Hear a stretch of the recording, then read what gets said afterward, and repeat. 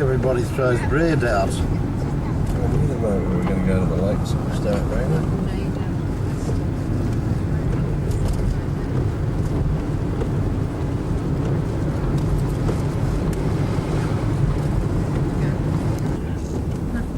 Fraser on television. Right, they're waiting for you. They're off to be milked. Look at them dogs.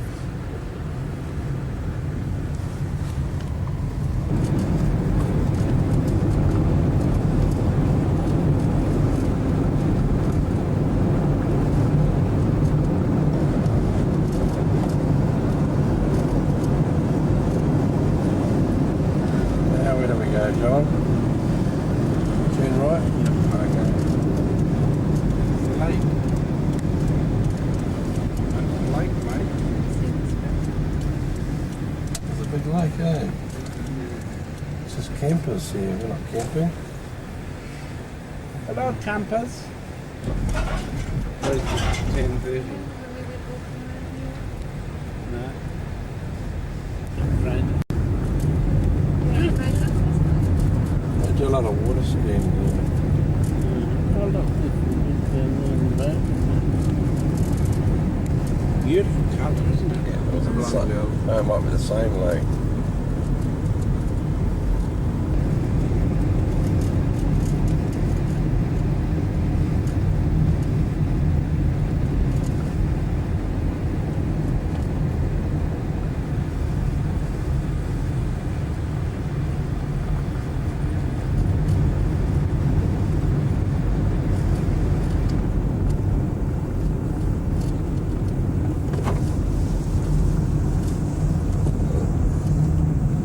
Now where do we go, John? Where? Straight ahead. Right ahead, do Just the camping ground that's got the internet. we? No. There's a lot of people here. Hello, campers. This time, you know. Oh. Yeah, last time we Shall we park down here and go for a walk? Oh, yeah. Yeah. Yeah, I think so. We're not allowed to park here. Yeah. Just gotta watch you don't get stuck here too.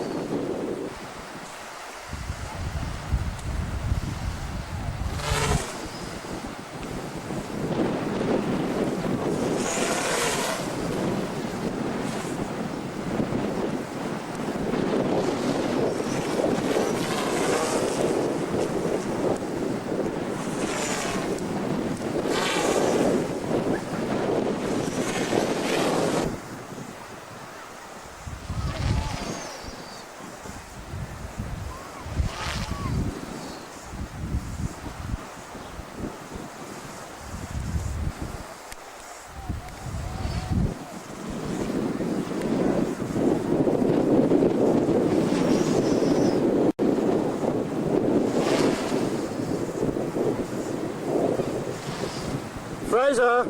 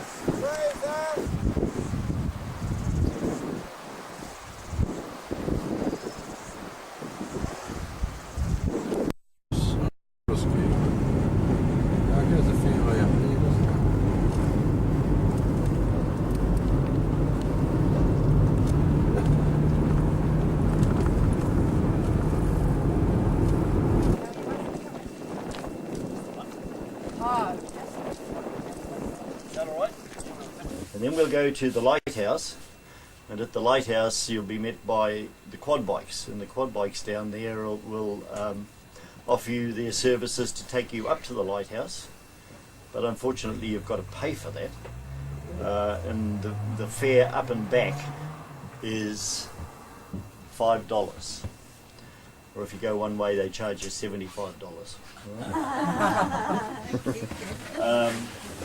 But it's quite a walk from the beach actually up to the lighthouse, because it's about 278 feet above sea level, and it's quite a steep climb like that.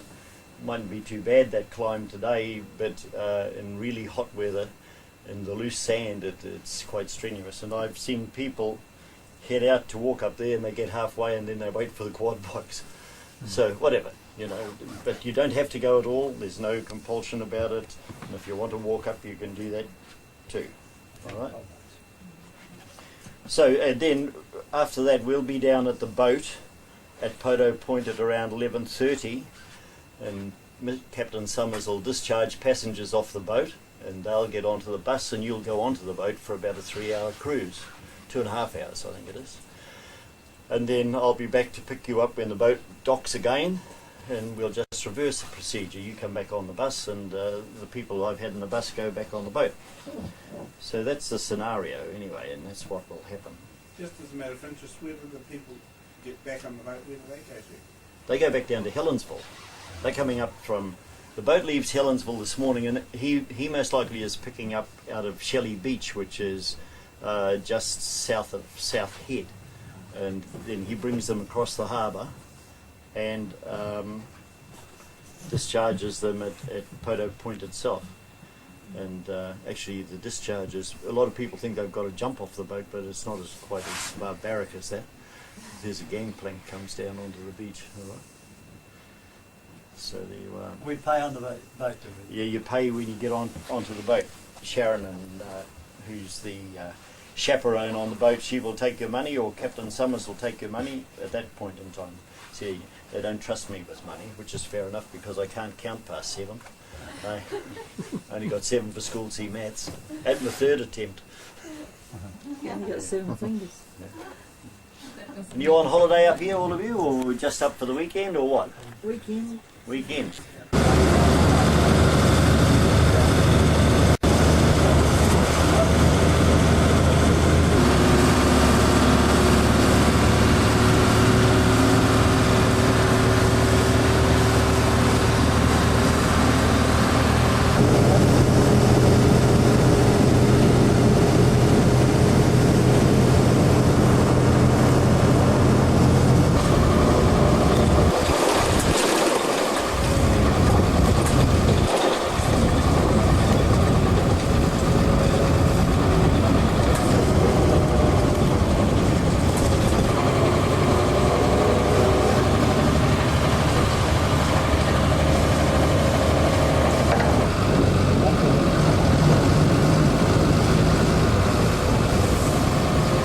Where we're going down there.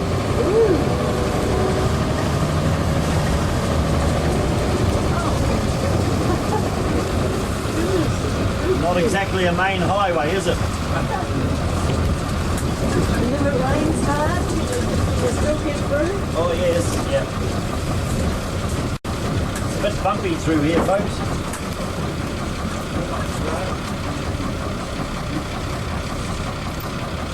That slopes down, you don't. Oh, wrong gear.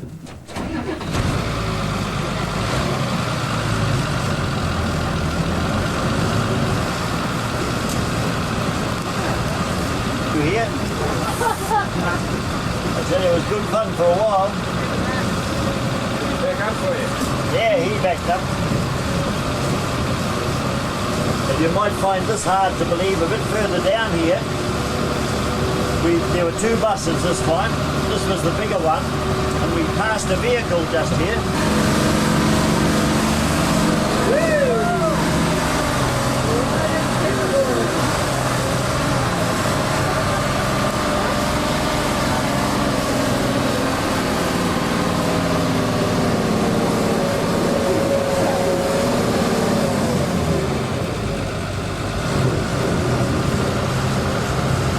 Breakfast with the stars. Look.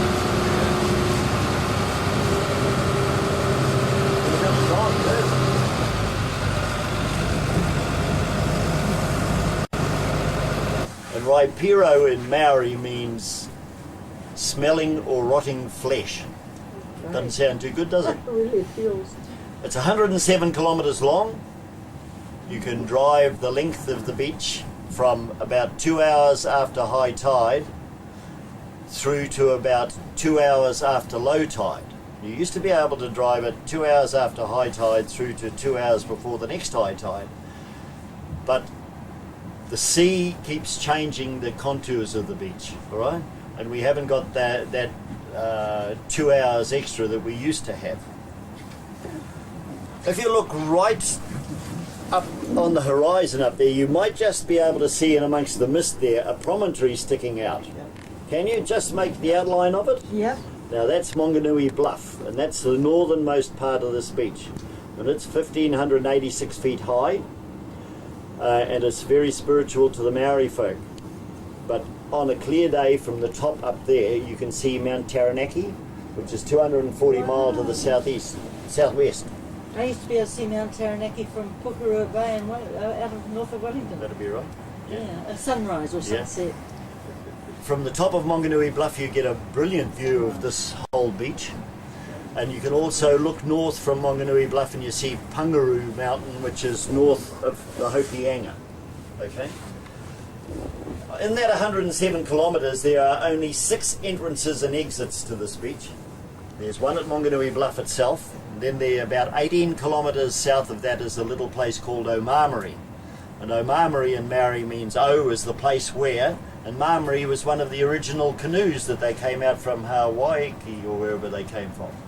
And it landed there. And then the next exit and entrance is at Bailey's Beach itself, which is a little village about 10 or 12 kilometres north of here.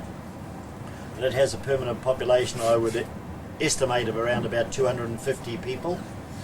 And then there's this Mahuta Gap, which is, it's just about on a par with the main highways of New Zealand. And then the next one is down at Glennscully, which we go past. It's about another 12k further down here. And then there's nothing until you get to Poto Point.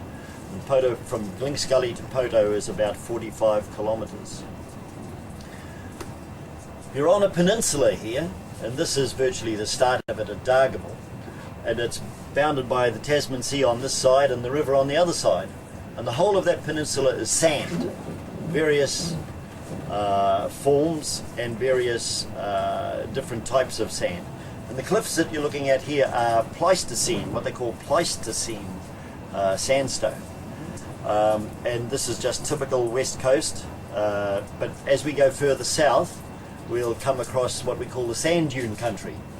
And that is around North Head area. And in those sand dunes there are, well, to look at it, you'd think you were in Lawrence of Arabia country, to be honest. And there are 80,000 acres of sand dunes down there. Right? That's quite an amount. So what we'll do is we'll head off from here and we'll just head south until we get down to the valley of the ship.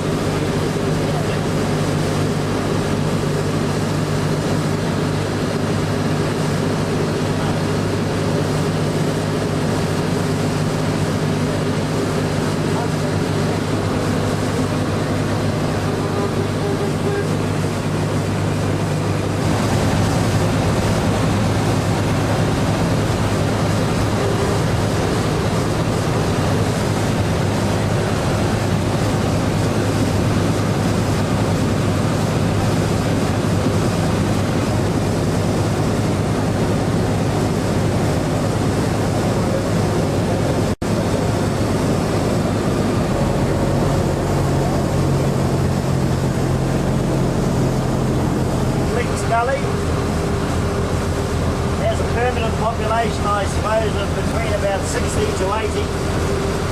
Those who work in town. It's about 25 minutes to town by Carshill Road. But at Christmas time, that population swells to about 200, 250 people.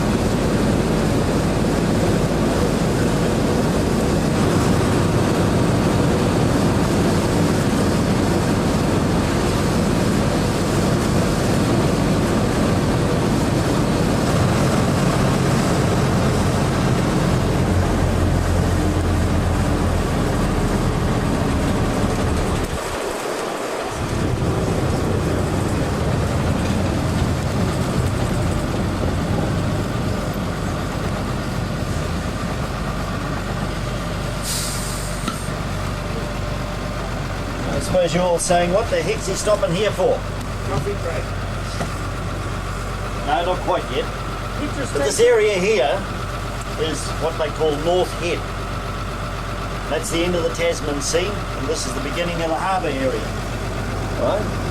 And if you look out there, beyond these breakers just by the shore here, further out you can see a row of breakers going along there, can't you? Now that is the Kaipara Bar. The Kaipara Bar is a notorious reef which ships had to navigate to get through to come into the Kaipara Harbour. And what actually is it? Well, back in the I'm no good at scientific names, but I think it was in the Miocene days, which is between 15 and 22 million years ago, this area here was part of what they called the Waitemata Basin, and it extended from Hokianga right down to just south of Hamilton. And off Piha, there was an active volcano. About 10 kilometres offshore here, there was an active volcano. And an active volcano just off Opanoni. And its lava and what have you evidently flowed down into the seabed. And some chap told me, although I haven't read this in a book, that out here there are 4 individual volcanic reefs. Alright? Now this Kaipara Bar is therefore a volcanic reef, and it is 23 kilometres long, starting just back up here a little bit and going south of South Head, because the area between North Head and South Head is actually 8 kilometres. So therefore it extends both north and south of South Head. Now, why is it so dangerous? Well, I told you before that there's 12 rivers flow into the Kaipara Harbour. And some mathematician, or if you call him such, or I don't know whether it's a guesstimate, but I was told or I read where a mathematician has worked out that going over that reef every minute of the day is 500,000 cubic metres of water. And that is coming out of the harbour. And when it comes out of the harbour, it takes sand with it. And then it meets the tide trying to push back in, and that sand just gets dumped on that reef. And then the currents play with the sand. It forms shoals, and the currents just play with the sand, and those shoals are ever moving, right? And that's what makes it so difficult to navigate. So that tells you a little bit about the Kuiper River. The channel, which is the safest channel to come in, although ships don't come in here anymore, is called the Galatea Channel. And it goes out just over here somewhere and follows the shoreline very closely, right round to Poto Point. And one of the reasons for a lot of the shipwrecks there is the ships were that close to the shoreline because they were in the channel and in deep water that all it needed was a southerly squall to spring up, and before they could get their sails down, they were on the beach. And that's how a lot of the shipwrecks occurred down here. In this stretch of beach there's 153 recorded shipwrecks. And from here to Poto, in what they call the graveyard area, there's 56 recorded shipwrecks. Now just a little bit further along the beach here we'll stop and we'll go into what they call the Valley of the Shipwrecks. But please don't expect to see half a ship lying there. What you'll see is a few planks of 4 different ships which got wrecked back in the early 1900s. And that also tells you where the shoreline was in those days. And it's it's inland from where it flows to now. What is this? Is there a bar just out here somewhere? Because there's I'm not sure. I think here where the waves are just yes, it looks one heck of a mess just around that area, doesn't it? I can't see it, man. Well, there it is, just there. That area there is one heck of a mess. But the reef is further out again. You can see the reef further out just over here. Look, just straight out there. Yes. That's the reef. So I'm not really sure of what that is, but I think that might be where the sea actually One's going ends in, one's going and out. one's going out. Yeah, that's it. And it's always like that in that area. Yes. But that bar today is quite calm, really. Oftentimes it's a heck of a lot worse than that. It was first surveyed in 1851, and there was, I think about 6 different entrances. But because of the shoals moving all the time, they couldn't say, well, we'll go in that channel today, because they mightn't be able to get in because of the way the sands move around, eh? So how much water is there above it? I think about 6 fathoms, I think, in parts anyway. But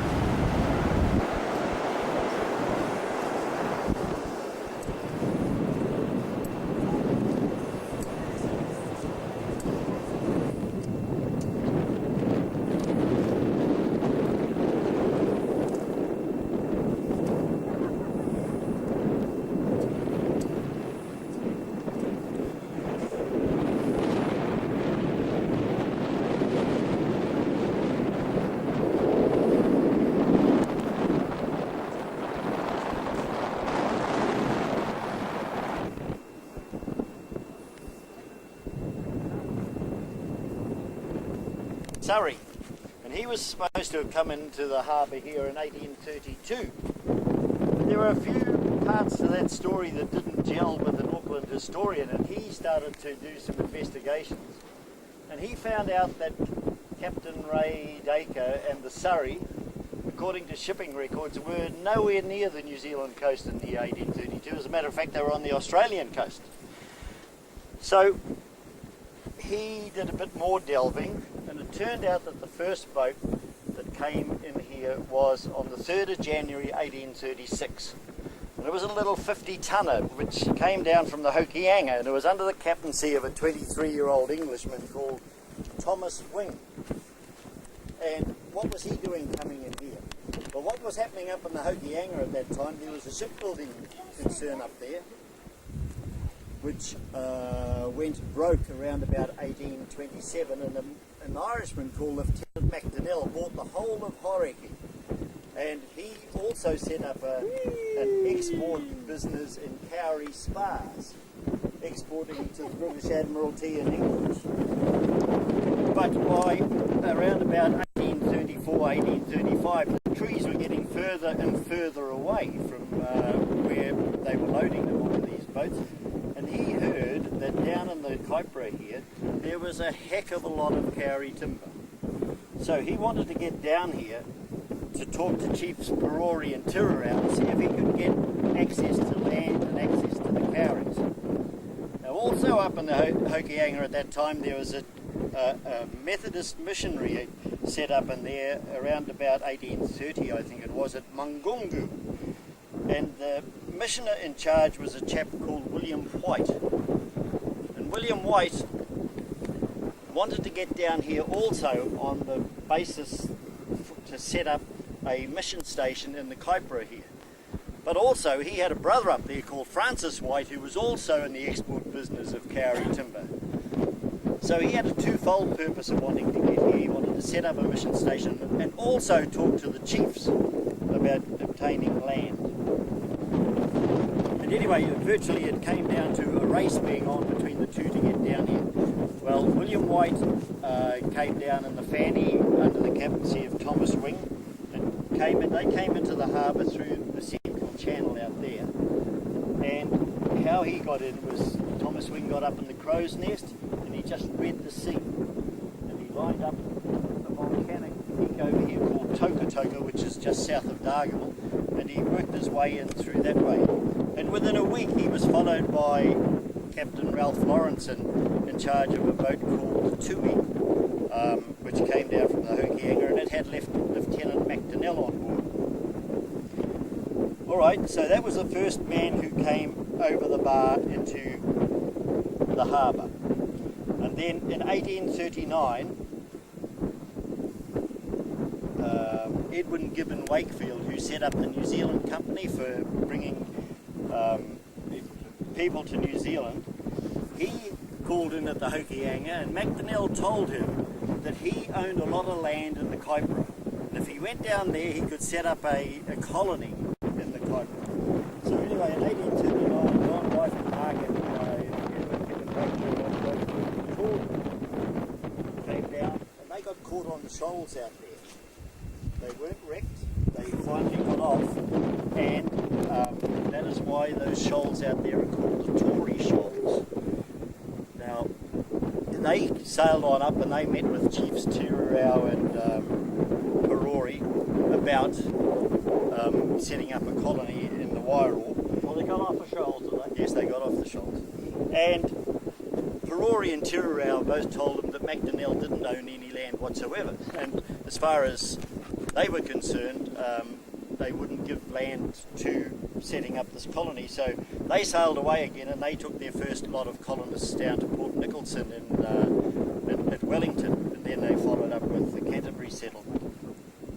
First boat to be wrecked on the bar out there was a ship called the Aurora. It was a 550 tonner, and it was wrecked in 1840. And then between 1840 and 1870 there were about 20 further shipwrecks. And what was happening was, all they saw when they came along this coast was sand dunes, plus bushfires, because around about 1870 this land in here was starting to be developed. And there was a heck of a lot of bushfires going on, but they had no particular landmark where they could get a sighting to bring them into the harbour. So around about 1870, the ship's owners and the captains and the insurance companies, they all started putting pressure on the Auckland provincial government for some type of landmark along here where they could read from to get into the harbour. In 1876, a customs hall was built down at Poto itself. It's still standing down there. And finally, in around about 1882-83, they picked a site to set up a lighthouse, and it is just around the corner where we'll be stopping shortly. They started construction of the lighthouse in January 1884. It was built out of, the shingle for the lighthouse came up from Onehunga in Auckland. It was built out of kauri timber, but all the chandlery and the bits and pieces that made the light itself was imported from England. And it was finally commissioned in December 1884. And it was supposed to be the be-all and end-all of shipwrecks within this area. Well, within the first month there was one shipwreck, and by the end of 4 months there was a further 5 shipwrecks. but it did serve the purpose. It was visible 23 nautical miles out to sea, but it served the purpose for boats that were berthed outside the bar there. They could have a look at that lighthouse at night and they could recognise whether they're drifting or not. So it served its purpose in that light, but as to a guide as to getting in and out of the harbour, it was virtually useless. The whole deal, they built a lighthouse, 2 lighthouse keepers' cottages, a storehouse and a boathouse, and the whole deal cost £5,571. And that light flashed every night, daily, right through to 1947 when they closed this harbour to shipping. And they took the light from here and it went down to Cape Saunders outside Dunedin somewhere. And then when that lighthouse closed, they put the light back into storage down in Wellington, and the local museum in the last couple of months have just got hold of it and they're going to make a feature of it up at the local museum up here at Dargaville. Written in 1902, these little couple of bits here from the Lord of the Isles, and just covered up over here is a boat called the Emerald. It was wrecked in 1905, Lord of the Isles in 1901. Lady St. Alban in 1902 and the Anglo-Norman in 1914. And this is where the shoreline was in those days. And Lying down there, you find the ship. Lying down there, you find the ship. I couldn't truthfully say that because I don't really know, but this is just flotsam off those boats. And evidently the local historians here have sort of proved that those were the 4 boats in this area. Yeah. Things only 100 years ago. Yeah, well, that's right. It's where those trees are on the horizon over there, which is about a mile inland from here. Because over there they found a Portuguese helmet with a skull inside it. And the Portuguese caravel, which people talk about, actually is on a farmer's farm up at Albino Point in Dargaville. But that's where they reckon the shoreline was back in those days. And the converse of that is evidently over in Portugal. The harbour tree, which they've carbon dated, if that's the word, at about 400 or 500 years old. Have you heard that? No, Yeah, that is. Yeah. So, you know, nobody wants to know anything about that though, because it had upset too much history. Right.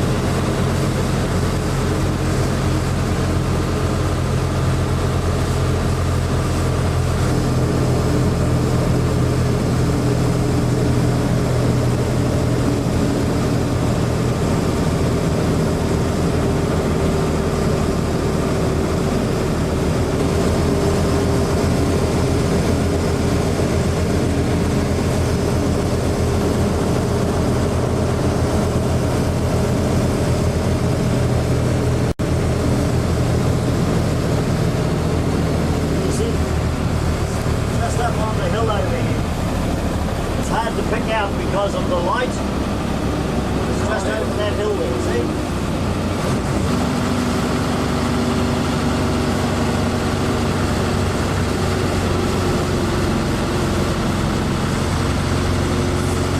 late 1700s, early 1800s was like a motorway, because this was the main thoroughfare for Maoris moving around the country, just here, plus the river on the other side.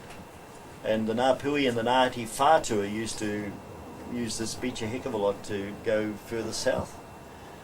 And at a place called Moromanui, which is north of Bailey's Beach, about halfway to Omamari, there was one heck of a big to-do up there in the year 1806. It's known as the Battle of Moromanui. And what had happened was, in those days, the Ngāti Whātua tribe ruled, or was in charge of, you might as well say, all the lands from Monganui Bluff south right down to Auckland, across to the west coast and up as far as Kaiwaka. That was their territory, they owned it. And the Ngāpuhi were further north. But you've got to remember that because of intertribal marriage, there was a heck of a lot of relatives through intertribal marriage. And one of the chiefs of the Ngāti Whātua in 1805 evidently, what's the word for it? Insulted one of the wives of the chief of the Ngāpuhi. And in those days, utu was a very big thing amongst Maoris, revenge. So in 1806 they decided, the Ngāpuhi, that they were going to have a go at the Ngāti Whātua. And they assembled their force up at, I think it set out from Kirikiri, to be honest, and they marched down and came by canoe. I'm not sure, it certainly wasn't by motor car anyway. And the Ngāti Whātua had scouts on Monganui Bluff, and their pa was at Tokatoka, and they used to, the sentries on Monganui Bluff were to warn the pa at Tokatoka if there was a threat of an invasion. And they saw them coming, and they sent up smoke signals like the American Indians. Taiaho, who was the chief of Ngāti Whātua, he then assembled a warrior force with Mura Puenga, who was another big chief around here, and they marched north.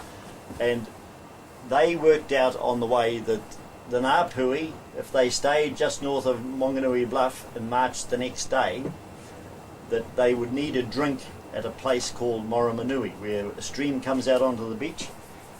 So the Ngāti Whātua got to Moromanui first, and they hid in all the flax bushes and what have you around that area.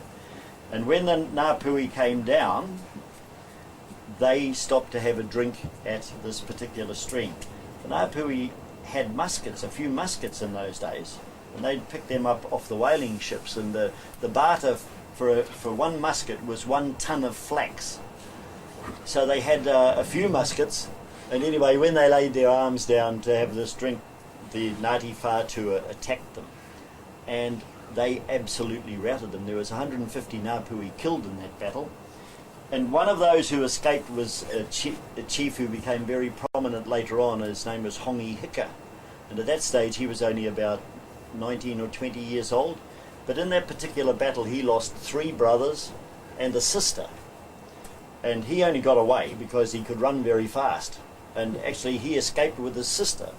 And what had happened is Taiaho had told his Ngāti Whātua warriors that they don't pursue the Ngāpuhi any further than a line that they'd drawn on the beach there.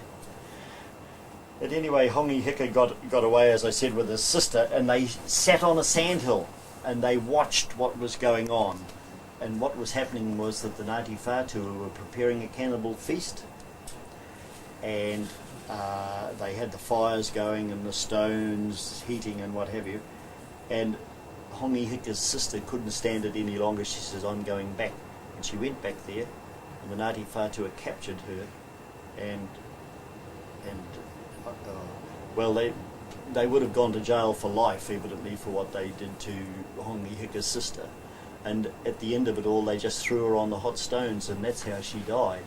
And Hongi Hika vowed and declared then and there that he would have revenge on the Ngāti Whātua. And then in 1820, he went over to England. He got all his guns. And he went over there to set up the Maori English Dictionary with a Methodist minister called Buller. and they went to Oxford University, and Hongi Hika was feted, and given tons of presents and what have you. And he accepted them all gladly, and on the way back he stopped off at Australia, and he hocked them all off for muskets, except one thing, a chain of armour, which he brought back. And when he came back, he started becoming a very, very warlord chief, and he finally met and routed the Ngāti Whātua at a battle at Kaiwaka, and the name of that battle escapes me. I'm not sure what it's called. Well, I did know and I've forgotten. But in that battle, over 1,000 Ngāti Whātua warriors were killed, and then the Ngāpui took over all these lands and pushed the Ngāti Whātua south. So those two battles, the Battle of Moromanui and this battle at Kaiwaka, had a big bearing on where Maori tribes settled around the north. At Poto itself, in the early 1800s, there was, within a 16-kilometre radius of Poto, there was 23 inhabited Maori pas. If you think of that, that's a heck of a lot of Maori pas. And between Poto and Dargaville on the peninsula, there were 101 Maori pas. And that's one hell of a lot of Maori pas. And it's estimated that 50% of the pas and, food pits and what have you, which are in New Zealand, occur north of Auckland. So the north was very, very predominantly Maori, and then they shifted further south and further.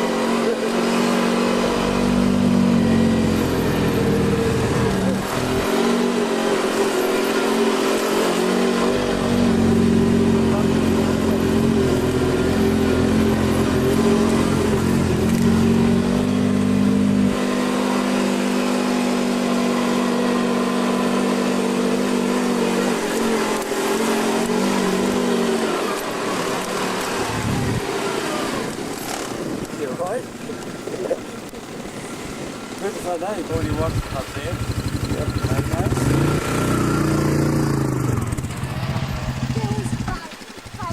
It's freezing.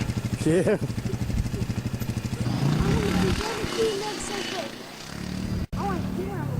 Beg pardon? I'm going to keep on this. Let's go and have a look at the lighthouse. Yeah.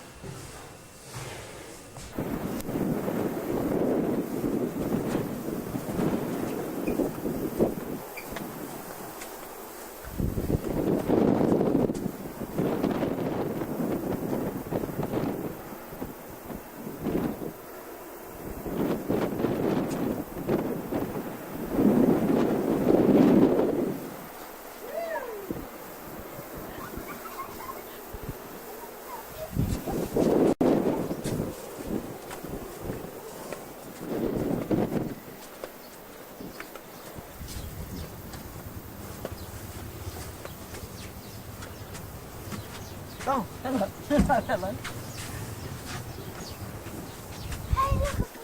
bird's nest. Yes, I know. A bird's nest. A bird's nest. Yes, I know, I've seen that. A bird's nest. Yes, I've seen I that. think in here you can actually climb right up into the light.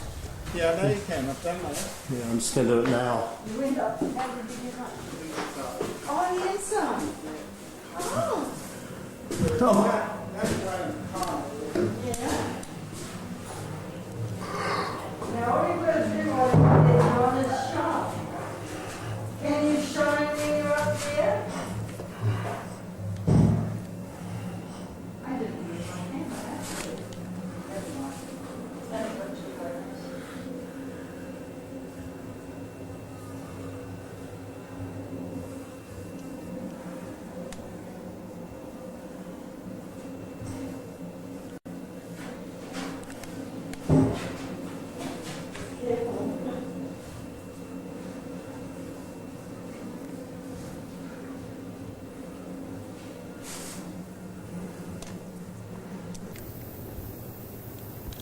Hello. I had a bike too.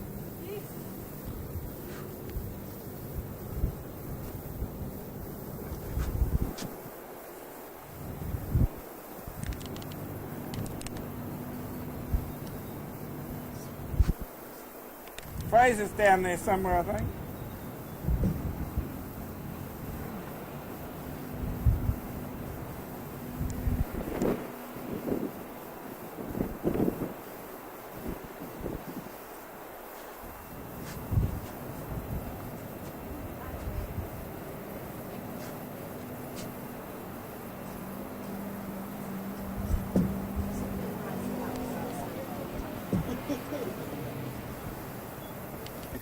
Load.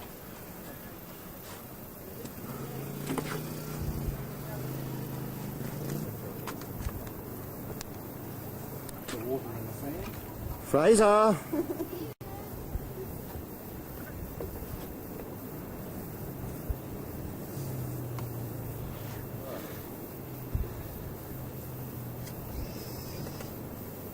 Hey, girl. It was down here somewhere.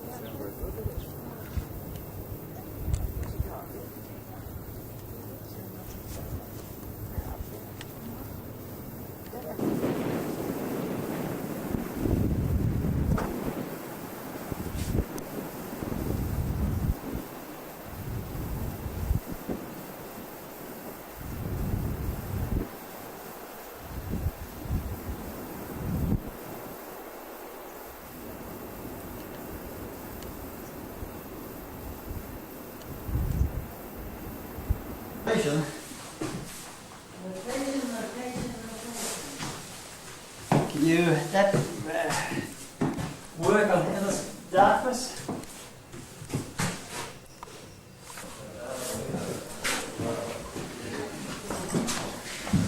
Whoops.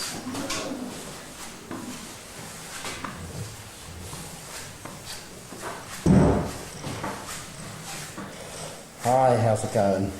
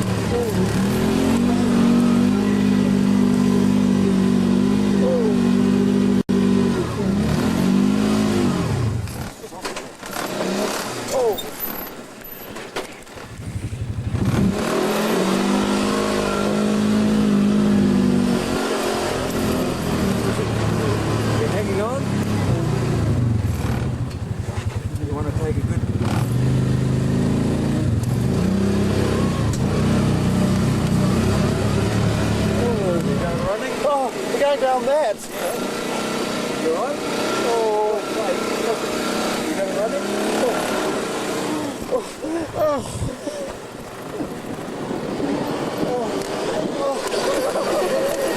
Good fun,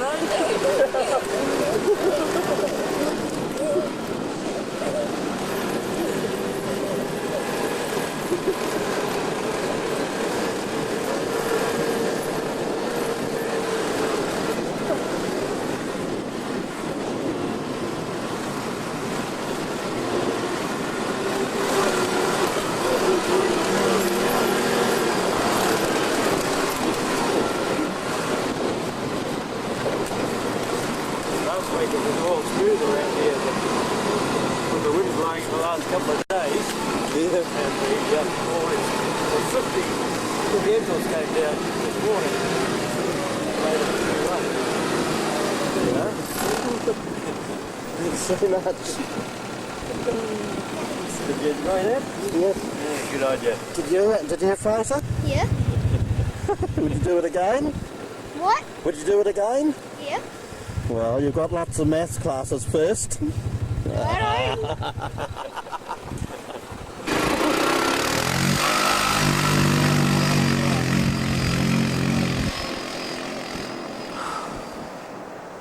It's so scary. I thought they were gonna go smash. Oh!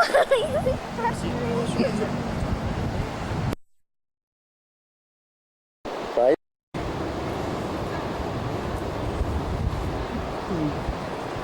It's a lovely little sandcastle you built.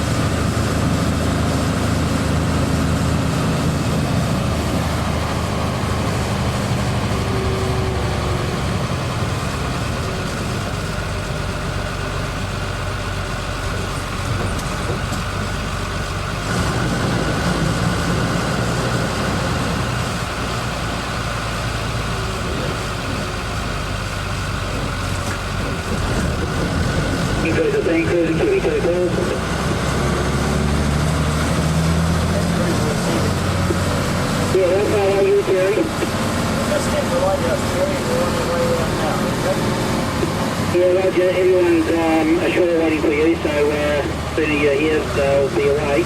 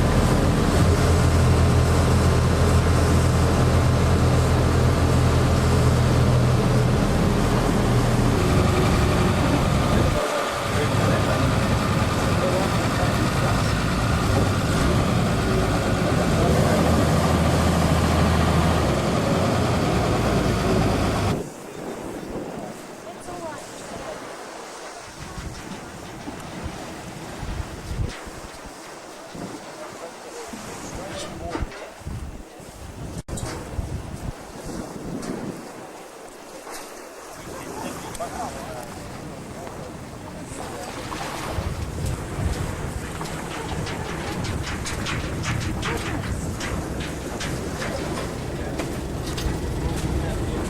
going.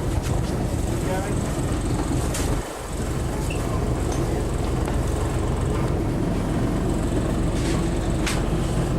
We're going to be there. Down back to the front.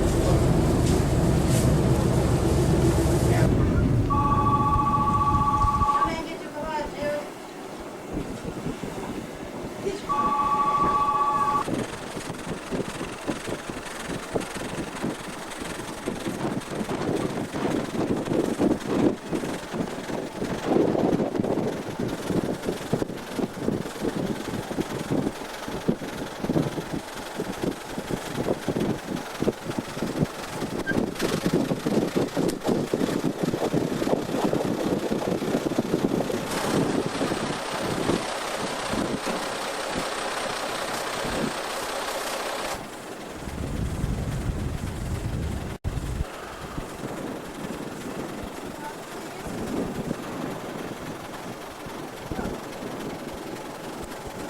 Okay, I'm collecting your money.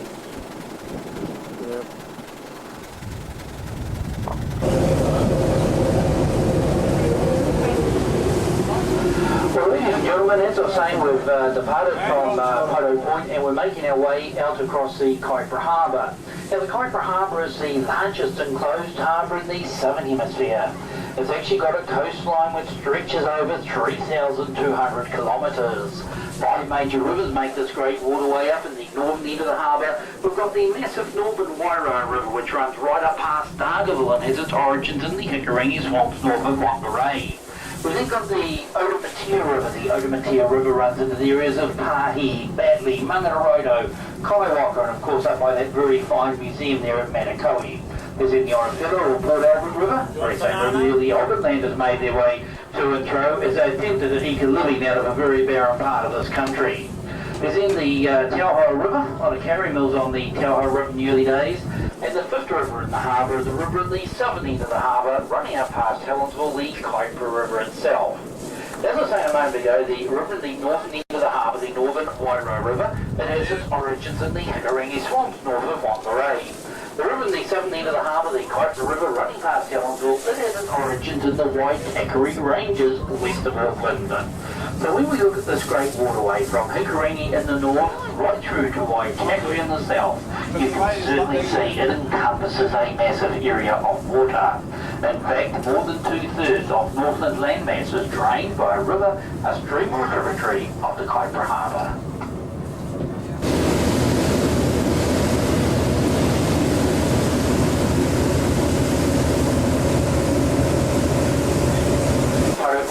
And he does business with a lot of the gum diggers here and also the early settlers around the Kaipara.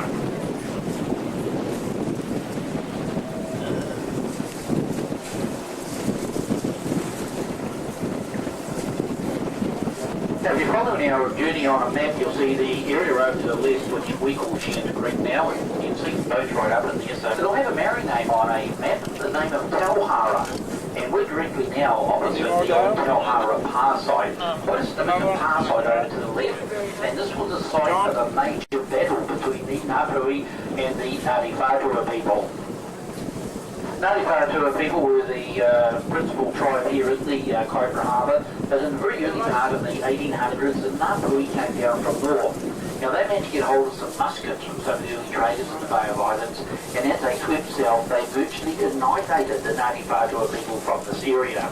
Here in Tauhara, this is where they made their last stand, and it was the site of a major battle, as I was saying, where the Ngāti Whātua people were either slaughtered or driven into the Kaipara.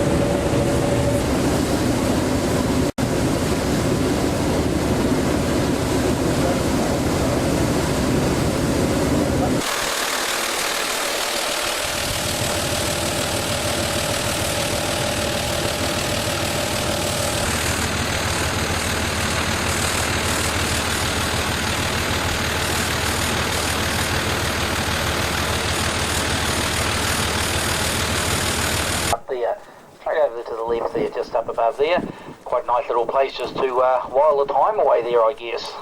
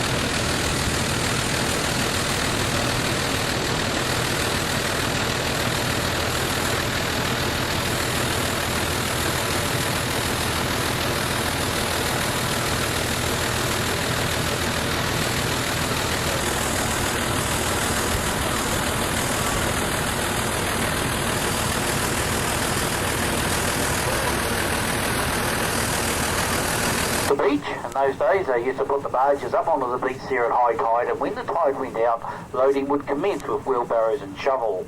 Today they don't take the sand off the beach there, but they do suction dredge it from the location where we are. Also out in the Kaipara Heads around the Poto area, they dredge the very high quality white sand from this particular area.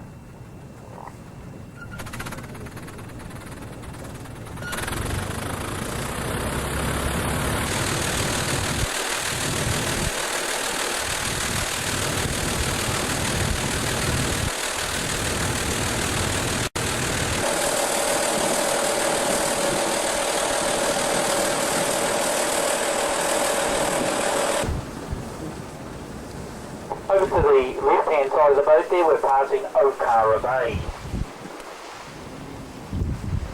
Okara Bay was the site of the first mission station here on the Poto Peninsula. As you can see, very flat bay in there, and it's an ideal area for the flounder fishing. There's a big flounder fishing industry here on the Kaipara Harbour, and very often we see the commercial and recreational fishermen with their nets right across Okara Bay here, and some very good catches of those big yellow-bellied flounder are recorded. In fact, there's a big fishery on the harbour here, has been for many years. As early as the 1880s, they had mullet canneries established at Helensville, and also at Batley on the Otomatea River. These canneries canning the grey mullet, which were then, and still are, very prolific around the creeks and rivers of the Kaipara. Also caught here on the Kaipara, and once you start heading out around the Kaipara Heads here, we get a lot of kahawai, trevally, a lot of snapper and even kingfish around the Kaipara Heads. But one of the more interesting species of fish that are regularly fished for here on the Kaipara Harbour are the school sharks. Now, at certain times of the year, the 3 to 4 foot sharks come into the harbour and they're extensively long-lined. Some very good catches of these sharks are recorded. Some of the boats based back in Helensville have recorded catches of up to 400 and 500 of these 3 to 4 foot sharks in a day. And the sharks, well, they're normally used in the fish and chip industry.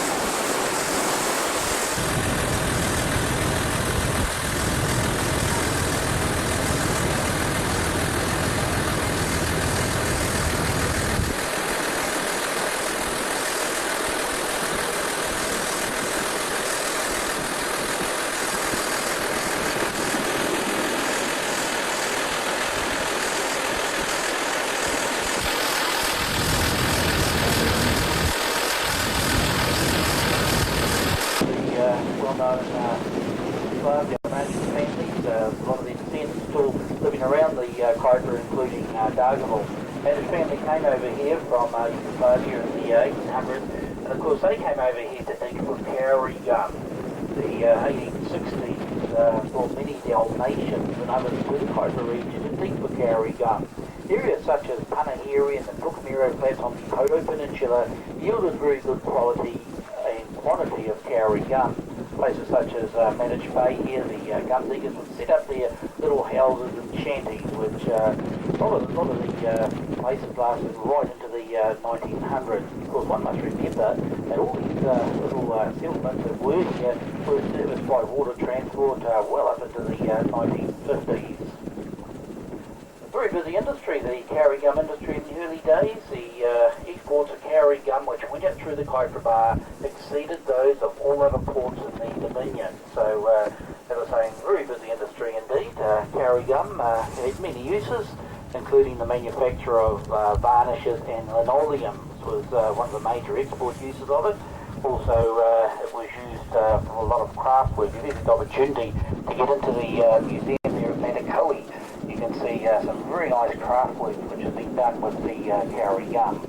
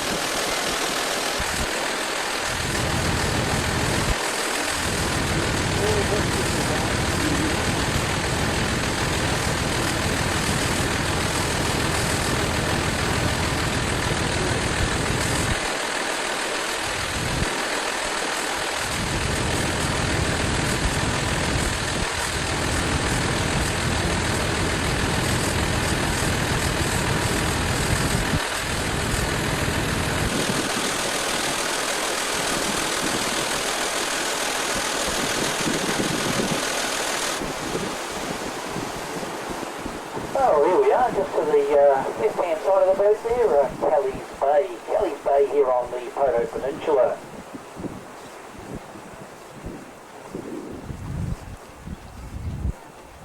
Maybe just holiday homes here at Kelly's Bay, and as you can see, it's quite a popular launching area for both of the commercial and recreational fishermen who try their luck here on the Kaipara.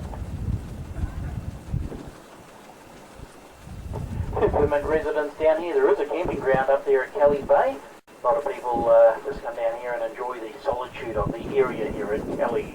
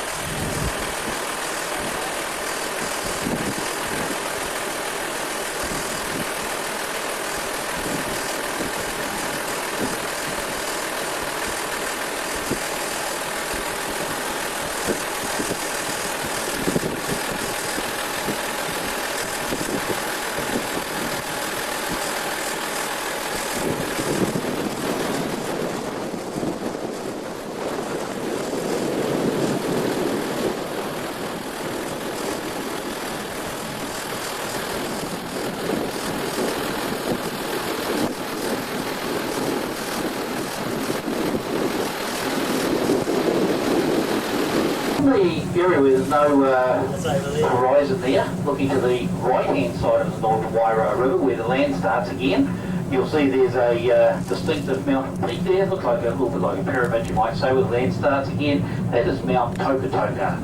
And of course, looking further inland there, we can see the other mountain peak there, which is Mangarahu, and right in the background there, the Tutamo Ranges, which run north of Dargaville up towards the Hokianga area.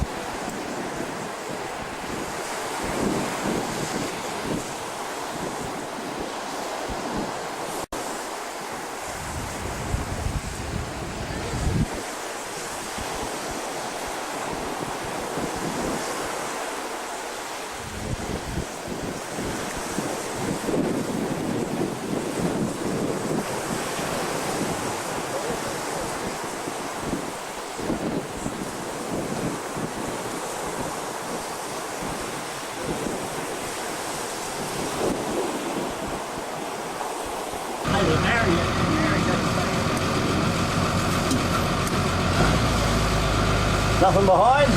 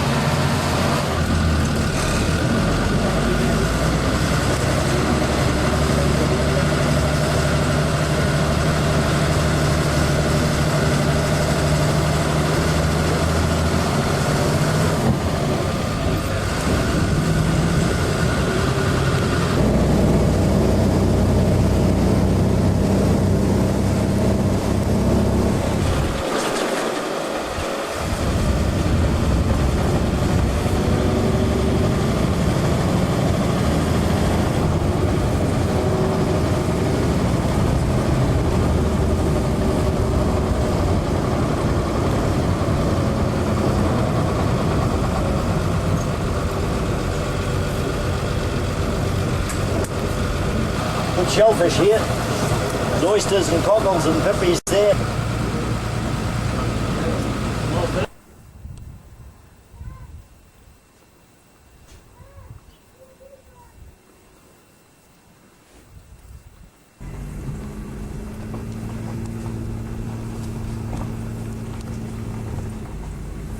That's Sparrow. Jump put that bit of bread on the road so you can get run over.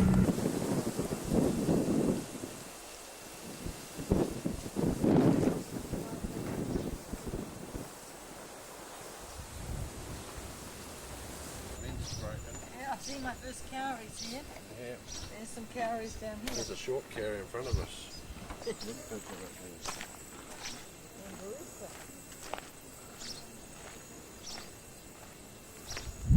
Now tell me, you know, are these, this is a coconut, Yeah.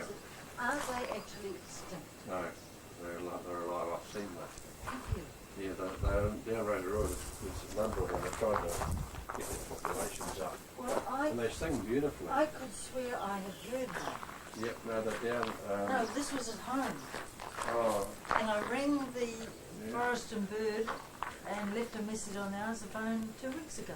where Never you heard that. live, you could get bellbirds Yeah, because they're in Turi now. Bellbirds. yeah.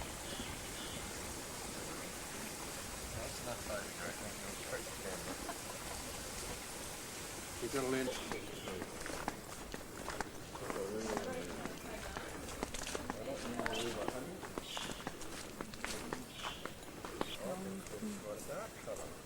I've been to that place once and it wasn't very sweet. No, it wasn't either. Actually, the storm. Yeah.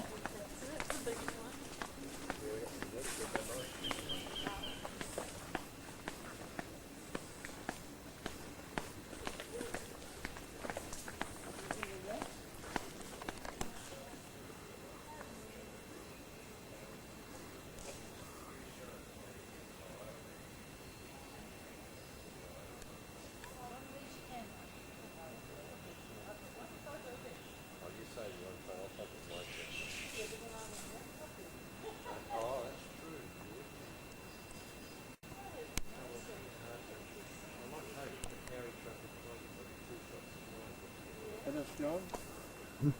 I've never seen one of those before in my 48 years of living, John. Which tree was this? That one there.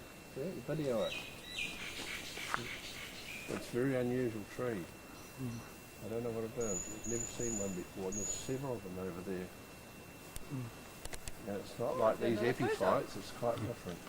I've got another photo. I'm going to get 26 this time, unless this is a 36 film. Could be. It's okay.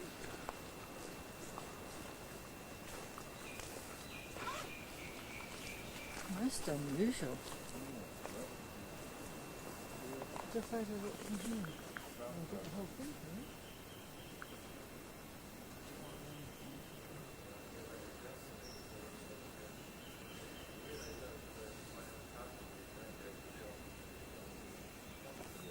History tells you that if you eat the food where you go to the dunny, you've got a problem. You know? Ain't a good idea.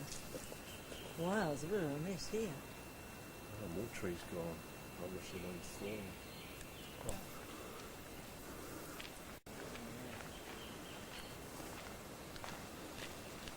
They just left them for things and this boar eats it. Apparently loves it. Stop filming me, John. Film the tree. Maximum limit 2 people. Oh, well that means I better get off.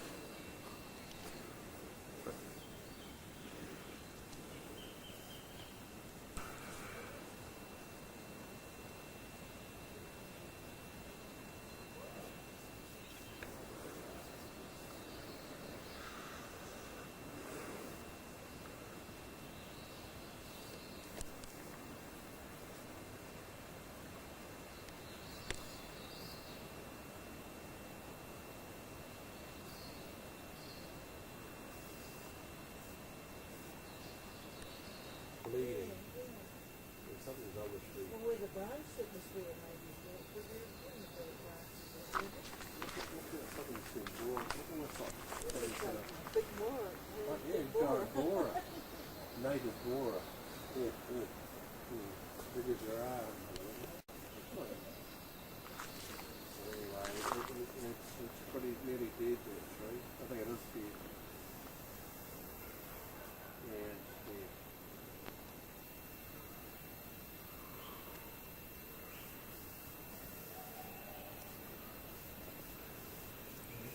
Big one, that's not very tall.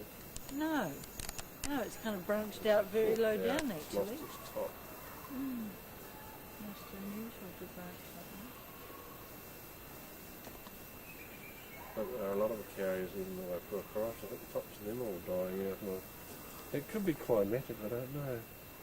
Or just might be, there's so many new things being pests introduced into New Zealand, so I wouldn't surprise it was a disease or a pest that was attacking. Mind you, possums are they even fine, they don't help.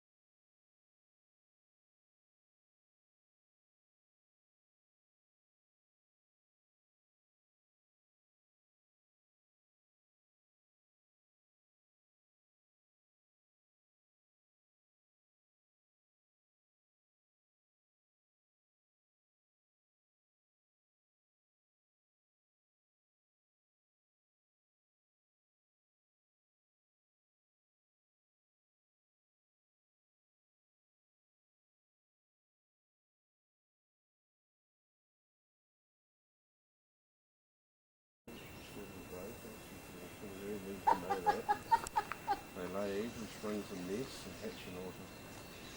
And they live for over 20 years. Oh, They travel a whole couple of metres a night. No, well, they sounds like they had a good time actually.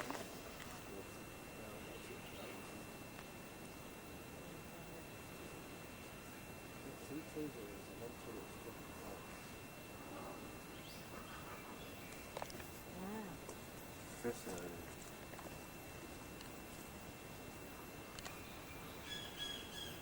A neighbour, he had 129 acres at Omaha, and it's just a big deep swamp, and they'd taken the carries under out of that, and then now and again they had to watch, they had to put, I know that would be gold, but there was an old bullock track. You could see the ruts where the big wheels of the wagons used to go over the hills of Kyoto. This is one of the old tracks, you know, like last century or early this century. They had a lot of wild pigs up there. Oh, I might have got some roast pigs out of it.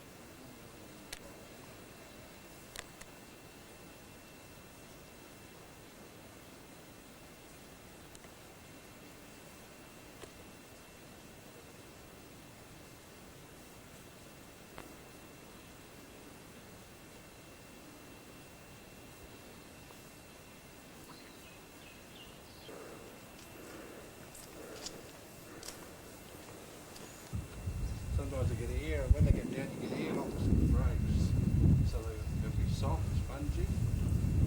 Like, you know, when you put the front of the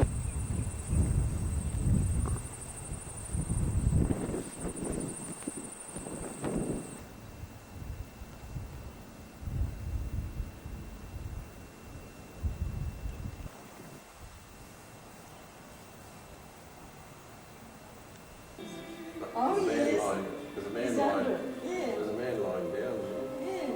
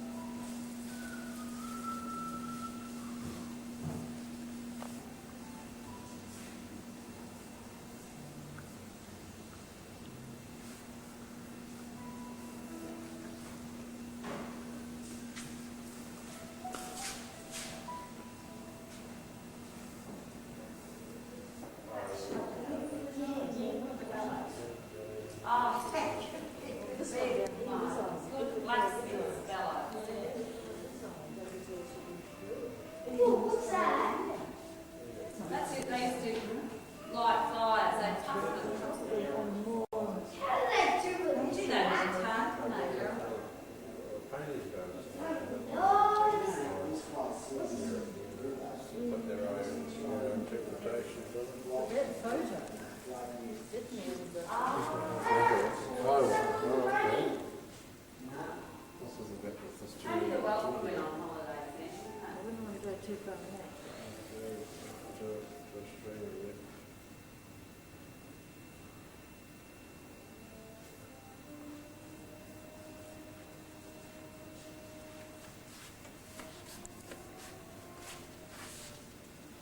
Dad, that was the oldest day New Zealand's money. Dad, how old was it?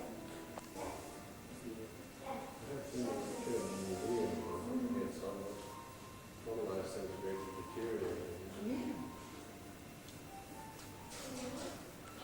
We get these for them. I get these up in my You know, we've seen models of these where they're actually, the joints are joined together. And